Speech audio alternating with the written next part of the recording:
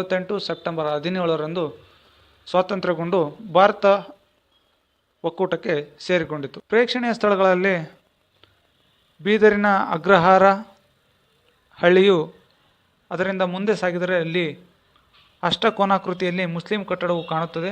ಅವಕ್ಕೆ ಚೌಖಂಡಿ ಎನ್ನುತ್ತಾರೆ. ಚೌಖಂಡಿ ಎಂದರೆ 4 ಅಂತಸ್ತಿನ ಕಟ್ಟಡ ಎಂದು, ಆದರೆ ಸದ್ಯಕ್ಕೆ 2 ಅಂತಸ್ತಿನ ಕಟ್ಟಡವು ಮಾತ್ರ ಕಾಣಬಹುದು. ಈ ಕಟ್ಟಡದ ಹಿಂದಿನ ಇತಿಹಾಸವನ್ನು ನೋಡೋದಾದರೆ, ಇರಾನಿನಿಂದ ಬಂದಂತಹ ಇಸ್ಲಾಮಿ ಸಂತರಾದಂತಹ ಹಜರತ್ ಖಲೀಲುಲ್ಲಾ ಮತ್ತವರ ಕುಟುಂಬದವರ ಸಮಾಧಿಗಳನ್ನು ಕೂಡ ಇಲ್ಲೇ ಮಾಡಲಾಗಿದೆ ಎಂದು ಇತಿಹಾಸವು ತಿಳಿಸುತ್ತದೆ.